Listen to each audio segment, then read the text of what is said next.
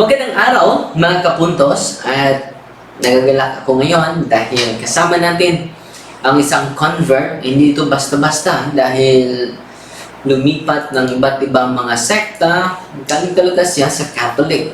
Pero dahil sa marami ngayon ang nagsiwalat ng mga doktrina sa mga iglesia na tatagang tao ay nabigyahan siya sa mga maraming sekta. Ang ating bisita ngayon, ang ating kasama ngayon, si Brother Denmar Santiago. Aking ibigay ko sa inyo ang little background. Marami na siguro nakakilala sa kanya dahil marami ng mga pages at kasamahan natin na nakikinig sa kanyang conversion story. Si Brother Denmar pala ay born Catholic sa Immaculate Conception Parish of Marikina. At naging born again siya sa 2011 hanggang 2015 sa Jesus is Our Shield Worldwide Ministries. Isa sa mga ministry na sinalihan niya doon ay drummer, lead vocalist, youth pastor for 18 months of seminar with experience of speaking in tongues, exorcism, and deliverance. So, yan po ang kanyang background bilang born again.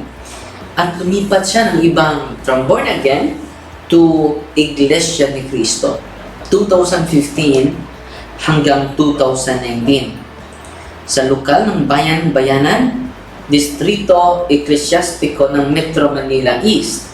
Okay. Ang kanyang ranggo doon, ministry, kalihim sa lokal.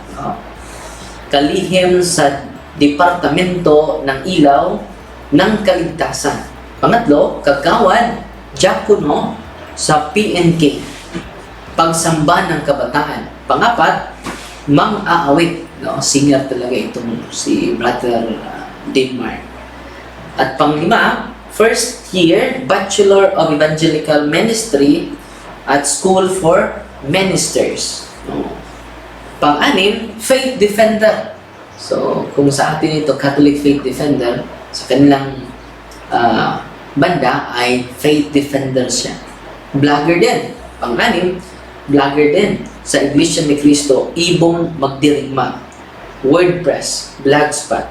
So, kita ninyo, aktibo pala siya sa samahang Iglesia ni Cristo.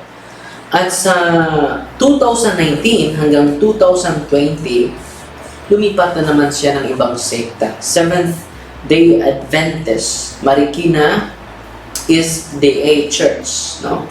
Naging faith defender din siya sa mga Sabalista. At theology student, EB Apologetics. Pangatlo, media evangelist. Pangapat, layman missionary.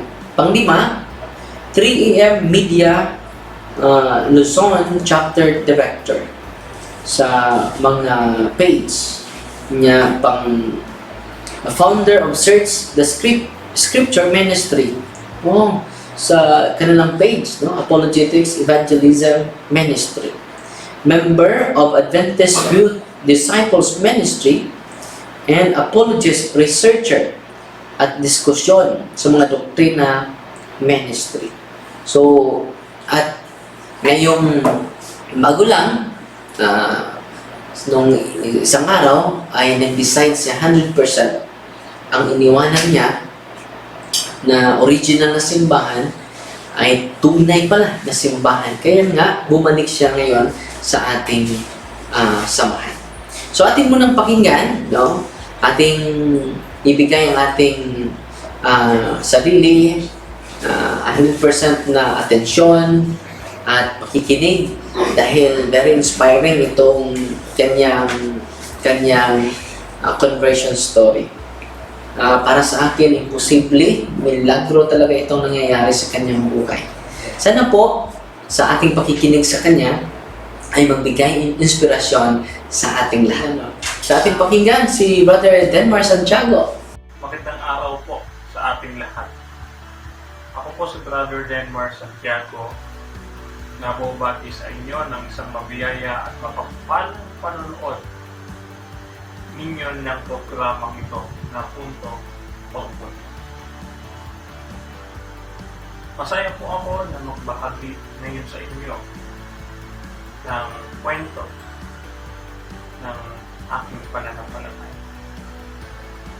Kwento ng aking paglalakbay at kung papaano ako dinala ng Panginoon sa katotohanan ng hinahanap ko. Habang ako ay nakikipagsapalaran at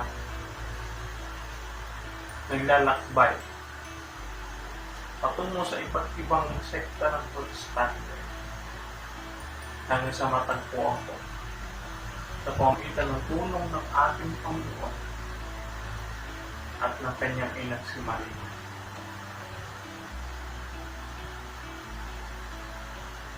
Pero bago yan, mga kapatid, ay nagpapasalamat tayo unang-una sa Diyos na makapangyarihan na nasa kaitaas-taasan ng mga langit, na siyang nagbigay sa atin ng pagkakataon na makapakinig ng kwentong magiging inspirasyon sa bawat isa sa atin, hindi lamang sa akin, hindi maging sa inyo na rin, at sa ating mga kaibigan at mga kaibayo sa pananampalataya. At nagpapasalamat tayo kay Reverend Father Darwin Gitgano. Siya yung pari na tumalo kay Ramil Parba sa isang diskusyon sa Bohol noong 2017. Si Ramil Parba po ay isang ministro ng Iglesia ni Cristo. At ang aking testimony sa gabing ito, mga kapatid, ay aking sisimula sa kwento ng aking kabataan. Ako po ay lumaki sa isang pamilya ng saradong Katoliko. Ako po ay binautismuhan bilang isang Katoliko. Mula pa nung ako ay bata pa. Ngayon ay papakita ako sa inyo ng larawan na nagpapatunay na ako ay pinanganak na isang Katoliko.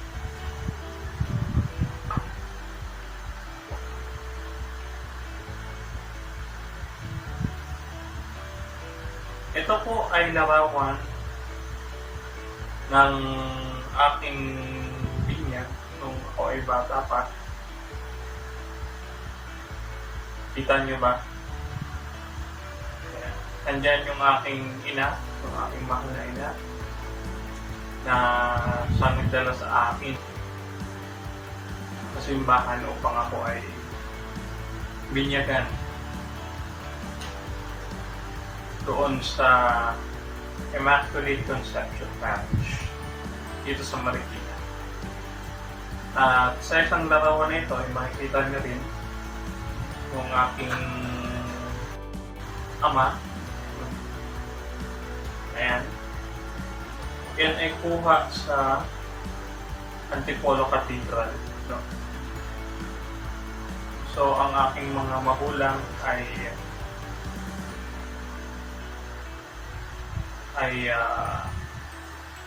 deboto ng mahal na Jesus na Nazareno at ng Our Lady of Manaoag, kung saan kami punta noon kasi ang aming probinsya ay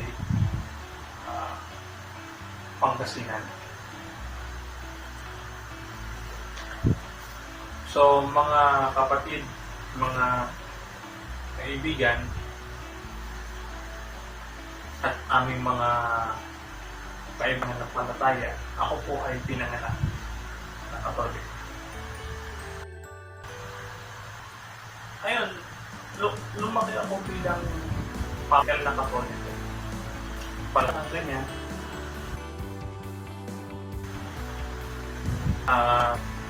sumusunod sa kung ano ang nakaugalian ng mga magulang.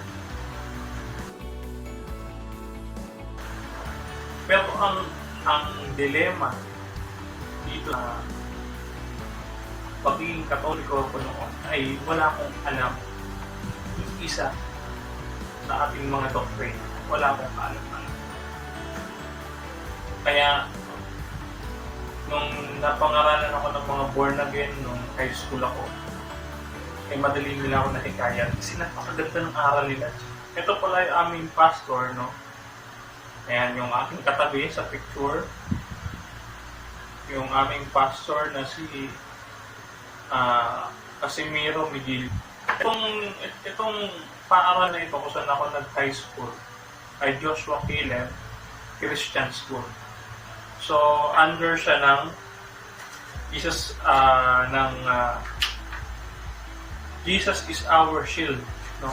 Worldwide Ministries ni Pastor o Apostol Renato Carrillo Senior.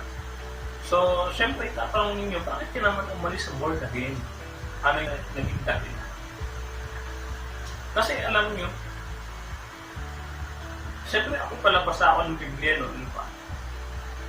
Hinahanap ko yung tunay na pagsamba para ako malulugod ng Panginoon. Kasi naglalamig ako at that time. Maraming question sa akin. Lalong-lalo na patungkol sa doktrina.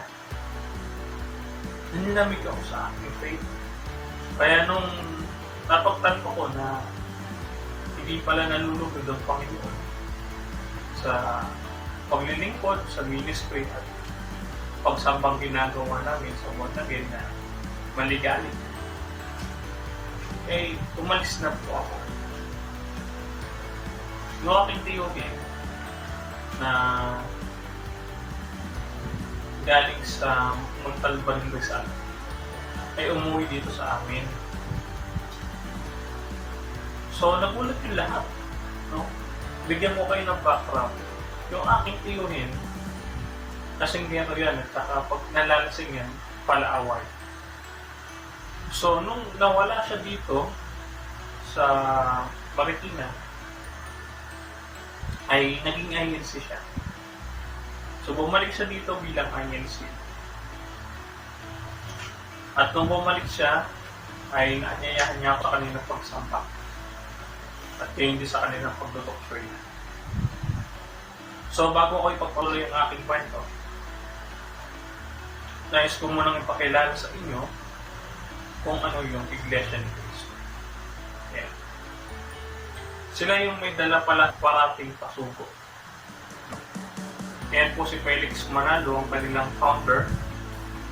No? So, makikilala nyo sila kapag may dala sila pasuko. Okay. Ayan yung mga Iglesia ni Cristo. So, dumating yung aking tiyuhin para akayin ako. Dinala nila ako sa dako ng doktrina. Doon ay nakinig ako ng ilang show. At natapos ko nga yun yung 25 doctrines nila. Alam mo, hindi naman ako blessed. Bilang born again, ang hinahanap ko kasi yung pagsamba, pag-aaral ng Biblia, ay yung mabiblessed ka. Hindi ako na-blessed kasi lahat ng aral nila, wag tutol sa Iglesia Katolika. Wala kang maririnig na pagpapala sa kanila mabuting balita. Wala eh. Puro paninira sa ibang reliyon.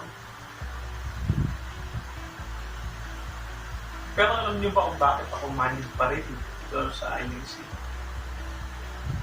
Dahil nga nandoon na-discover ko. Nandun yung dating kaklase ko nung high school na crush ko. Si Eliza. Isa siyang mga awit. So, para mapalapit ako sa kanya, kumuha ako ng paraan. Kumuha ako ng tungkol bilang isang kagawad at kalihim ng ilaw, no? So, kami yung may hawak na mga formularyo ng mga dinodoktrinahan at sinusuko. So, sa pagkakataong yan, ay nabautismuhan po ako sa INC no November 12. No? 2015. Yung yan, hindi ko malilimutan dahil yan yung year kung kailan nagkaroon ng pagtatalo-talo ang pamilyang Manalo dahil sa katiwalian sa Iglesia. Pero ako ay nagpatuloy nun sa kabila ng mga batikos at mga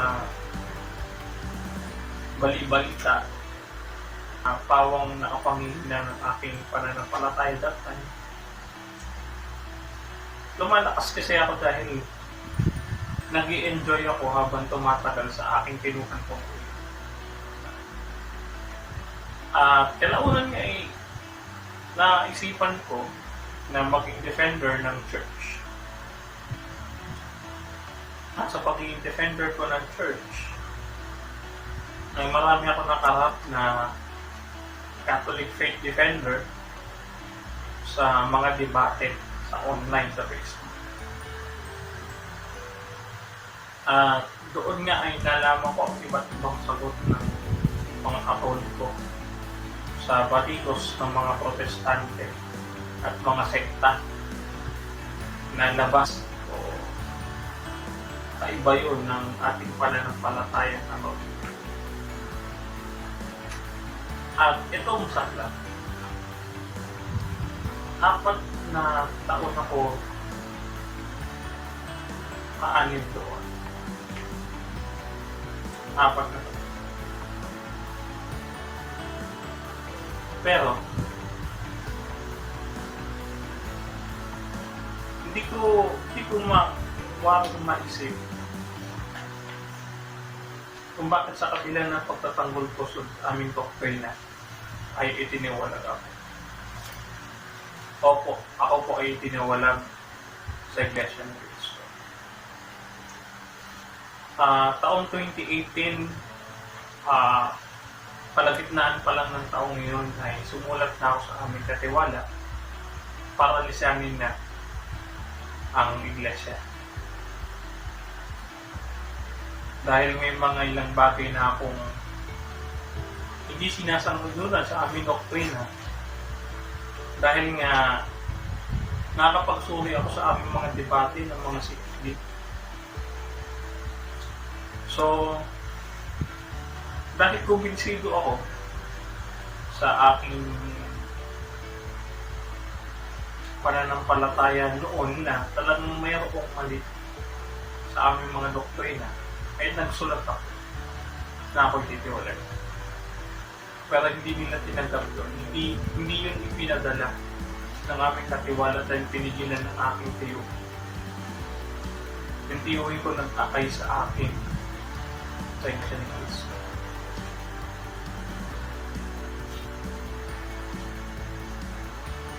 So, nagpatuloy ako sa pagiging kaanib sa Iglesia. Nga pala, kaanib ako sa lokal ng bayan-bayanan, district ecclesiastico ng Metro Manila East.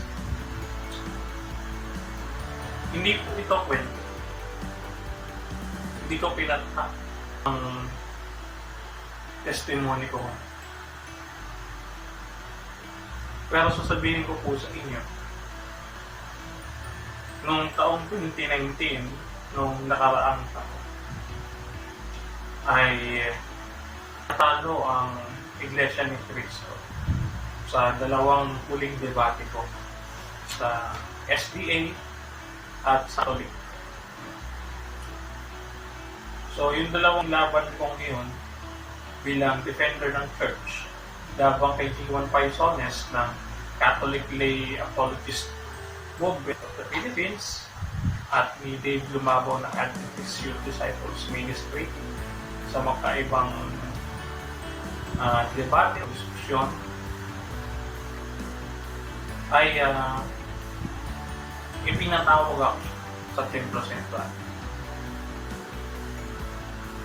Hindi dahil sa hindi na ako sumasamba. Oo.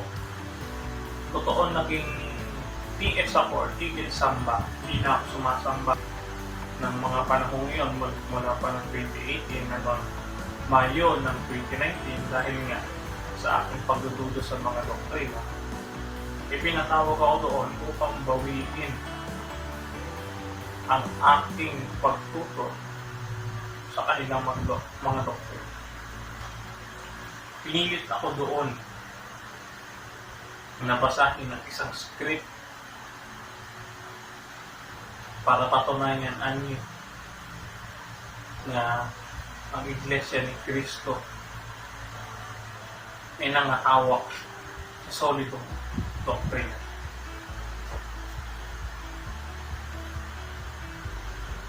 At yung time na yun ay napipinamang ako dahil nasa alanganin ng aking buhay.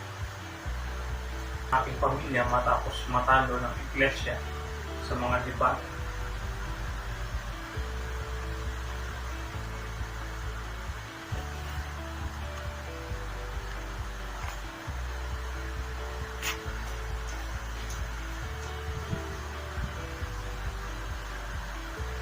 At pagkatapos nyon ay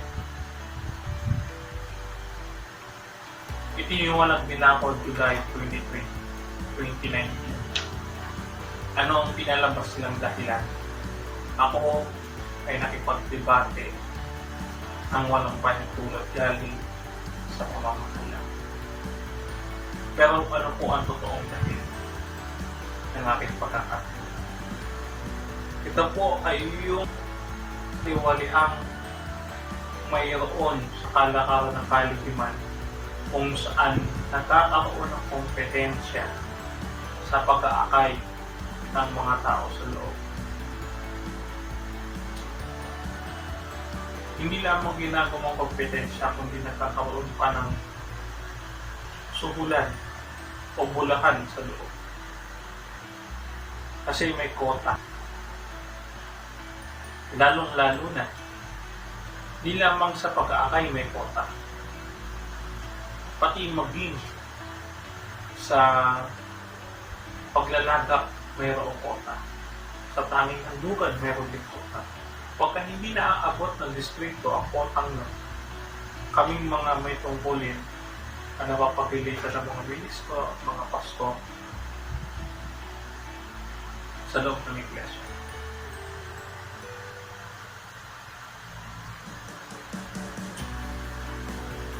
At bukod pa po doon ay nalaman ko rin yung kanilang ginagawa sa mga tumututol sa kanilang aral. One time kasi nabugbog nila ako sa loob ng kapilya. Yung gabing yun ay magkasama kami ni Chad Tangente na isang diakono ng incident. Yung gabing yun ay itinaboy kami ng mga iskan. Hindi kami pinapasok sa loob ng kapilya.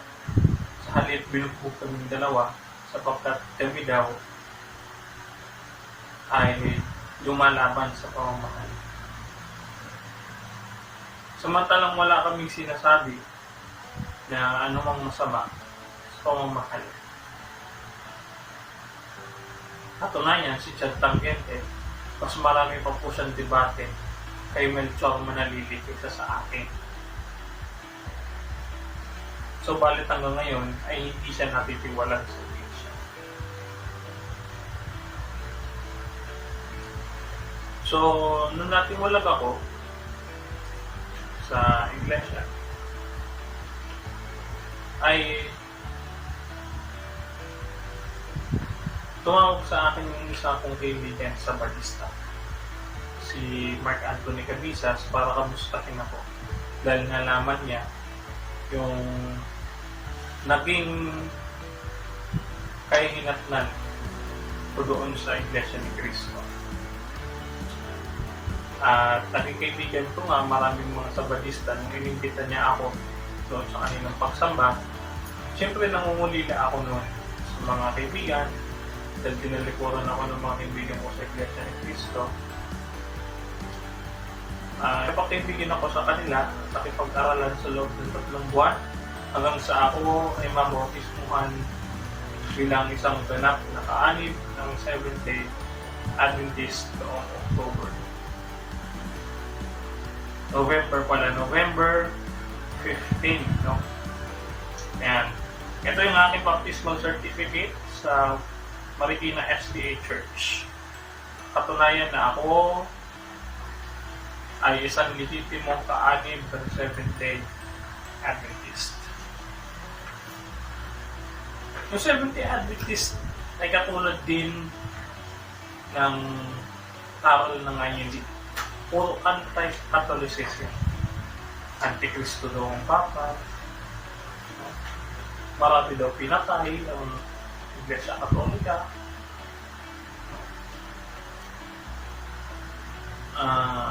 Galing daw sa pagano yung mga doktrina nito. So, nung una, alam ko namang itong pagbatikos o yung anti-Catholicism propaganda ay hindi naman dapat talaga sa akin. Kasi unang-unang sa lahat, mini-misinterpret nating mga Protestante ang aral ng Katoliko.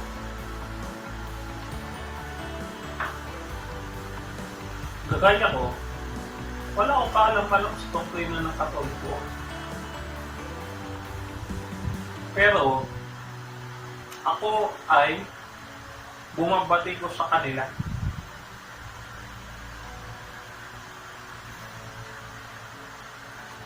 So, ang pagiging Protestante ay bunga ng kamangmangan sa pag-aaral ng doktrina at hindi pagiging patas sa pagsusuri sa aral ng ibang sekta, kundi ang gusto lang bumatikos. Hanggang sa dumating yung isang araw bilang isang defender ng Seventh Adventist Church, nagising ako sa katotohanan na mag-aral at magsaliksik ng Biblia at pagkumparahin at kumpirmahin ang aking mga nalalaman sa Protestante at gayon din yung mga sagot ng aking mga kaibigang CFD. And yung mga kaibigan ko nakadebate ko mula pa INC ako. So, nung napagtanto ko na mali pala yung aking ipinaglalaban, bagkos ang inaatake ko ay ang tunay na simbahan, na dala-dala ang tunay na aral. Kaya dali-dali po ako, walang pagdadalawang isip. Umalis ako at nagsulat ako sa Seventh-day Adventist Church. Nagsulat po ako para ako po ay makalabas sa kanila. Kung makalabas ako, humingi ako ng payo at ng tulong sa mga kaibigan ko dito upang mailapit ako sa mga otoridad, kagaya ni Father Abe Arganosa na nagtuturo sa akin at ipapayo. Maraming salamat po, Father Abe, sa masipag at walang sawang pagpapayo at pagtuturo sa akin. At hindi sa pagkukup sa akin ng mga CFD Team Marikina sa pangunguna ni Brother Ron, ni Doc Eric na nagpadala sa akin ng books na para mapag-aralan ko yung Catechism, yung Catholic Fundamentals of Catholic Dogma. Maraming salamat. Naikumpara ko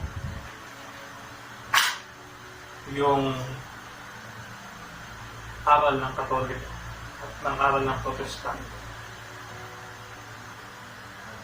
Ibang-iba.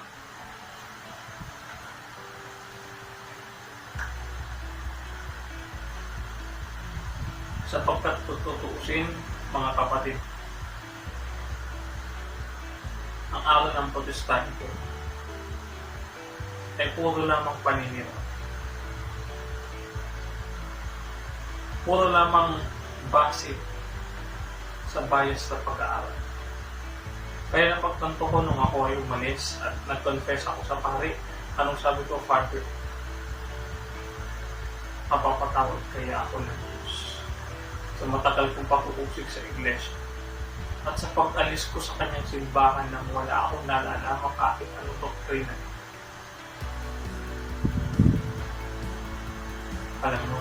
Alam niyo, sabi sa akin ng pari na nagbigay sa akin ng Sacrament of Penance, ang sabi niya, bro, ang Diyos ay dahil ang Diyos ay pag-ibig, siya ay magpapatawad sa atin kahit ano pa kalaki. Nang marinig ko ito sa kanya, nabigyan ako ng pag-asa na naisip ko habang ako ay nakupo mga panahon ngayon at nagko-confess sa parish at gayon din sa aking pagsisimba o sa aking pagluto sa simba ay buong puso kong pinagsisihan ng aking pag-uusig sa iglesia ito, sa simbahang Katoliko.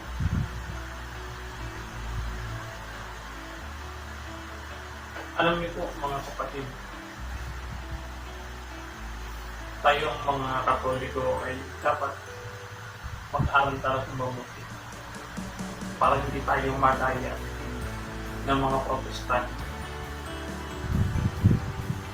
Kasi totoo lang ang ginagawa ng mga Protestante ay minimisinterpret nila kung ano ang sinasabi ng simbahan. Pina-atake nila at inaagaw nila sa mga nampalataya. Pinahaligod nila lahat ng mga miyembro ng isang ito para madala sa kanila. Mga minamahal na kapatid, kailangan natin gawin ay tayo ay matuto na magsuri ng mga doktrina ng ating simbahan. Huwag tayong aalis sa simbahang ito hanggang hindi natin nalalaman kung anong doktrina dito. Alam niyo mga kapatid, na pagtanto ko, mayroon tayong iba't ibang tao dito sa simbahan. Mga layman, mga pari, mga bishop, mga CFD, no? At mga ibang iba na pwede natin namang pagtanungan kapag may tanong tayo tungkol sa ating pananampalataya. Pero isipin natin mga kapatid, hindi ang mga sektang Protestante ang magsasabi sa atin na ito doktrina ng Katoliko, ito doktrina ninyo, ito yung dogma ninyo. Hindi ganun.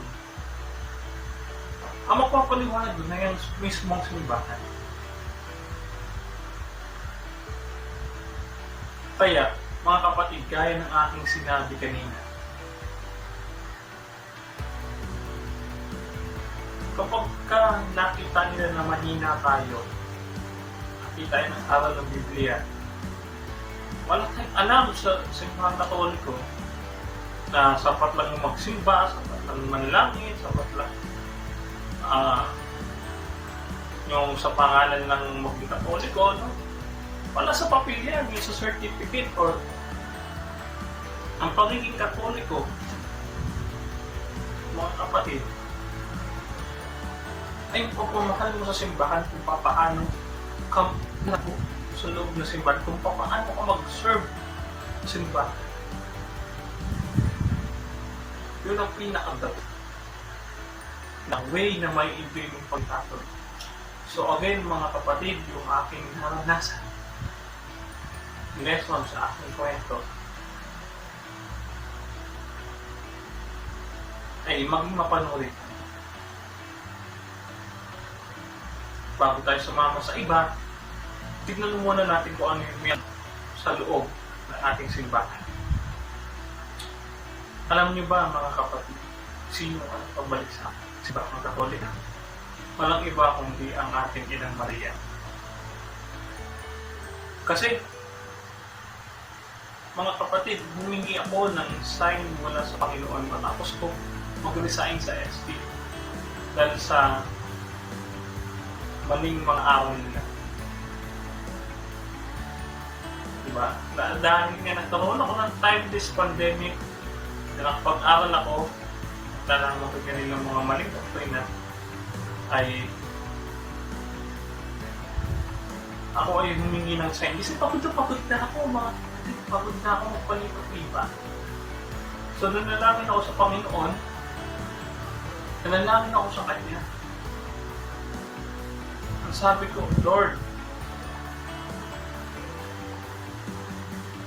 ibigay niyo po sa akin ang sign ko saan yung tamang landas na dapat kong tahakin at nasa ang yung tunay na simbahan.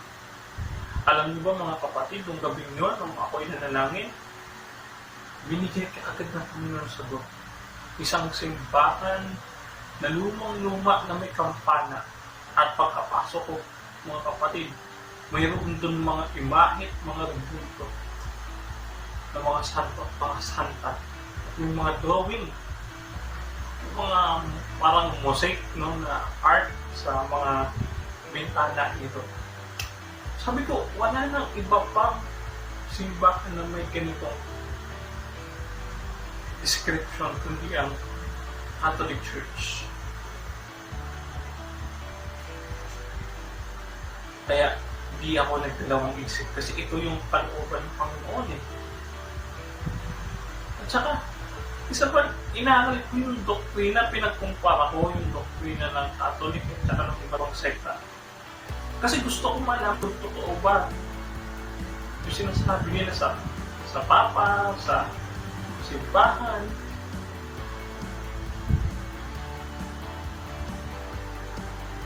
At natagpuan ko mga katotohanan. Nalaman ko na yung sagot.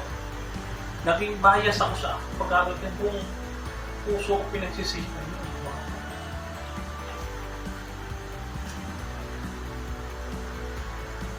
Kaya mga kapatid, sa anumang buwan, huwag tayo palang loob. Huwag tayong padadaya sa mga protestante na nagkala isang libutan. Manatili tayo Katolik. Hanggang tayo mga nalito na ang tunay na simbahan.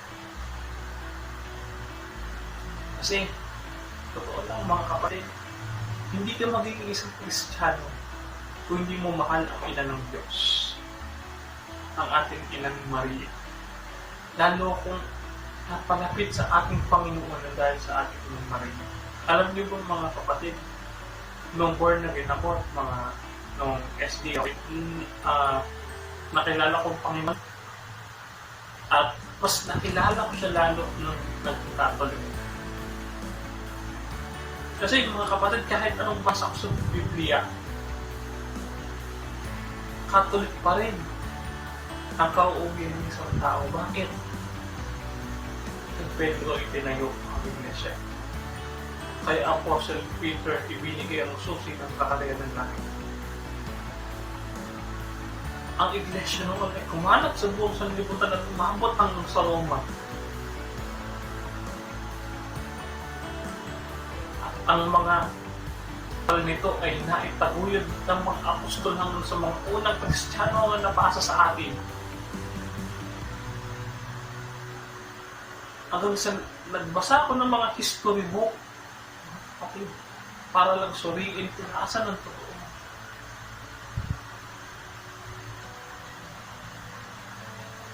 At nagpapasalamat ako sa Diyos dahil natagpuan ko na punasan ng tunay na iglesia kung saan naroon ang ating Panginoon sa Kristo at maging ang ating mahal na ina, ang ating Inang Maria. Maraming salamat sa mga taong nanalangin para sa akin at tumulong sa akin yung maiisa-isa at ayoko din magbanggit ng anumang pangalan.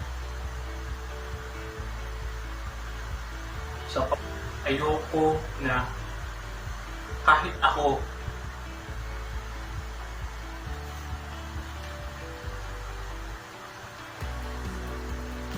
o ang aking sarili ay maitaas ko.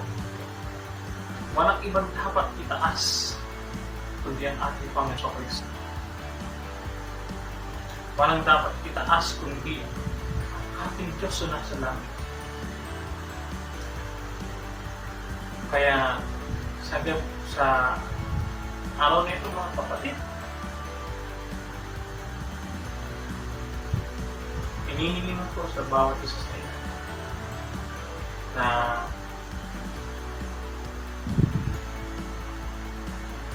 tayo ay manatiling magpakumbaba sa Diyos. Kasi mga kapatid, ako ay nagpakumbaba. Ito kung katotohan. Alam nyo, mahirap hanggang pinangkatotohan. Pero huwag nyo isasantabi yung pag-ibig ng Panginoon sa atin. Para sanpat hindi ka lalapit sa Panginoon kung siya na mismo tumatawag sa iyo. Ang Panginoon ang nagbalik sa akin dito.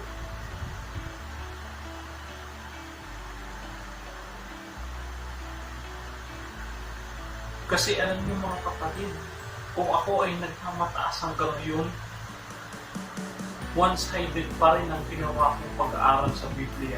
Hindi ko kinonsider ang side ng Catholic. Puro na lang lagi atake. Ng tuligsa. So dapat ganun mga kapatid. Alamin niyo yung aral ng Protestante, alamin niyo yung aral ng Katoliko, at pagkumparahin niyo, makikita niyo ang tunay na iglesia. Ayan, Catholic Church. Kaya mga kapatid, kung kayo man ay dating INC, dating SDA, or kasalukuyang INC or SDA, ay lumapit kayo sa akin. Magtanong, gusto ko po yun. At mag-aralan tayo, tutulungan ko po kayo na mabuksan ang inyong isip. At samantalang ang Panginoon naman at ang banal ng Espiritu ang tutulong sa inyo pabalik dito sa tunay na kawan at bayan ng Diyos. Walang iba kundi ang Iglesia Katolik.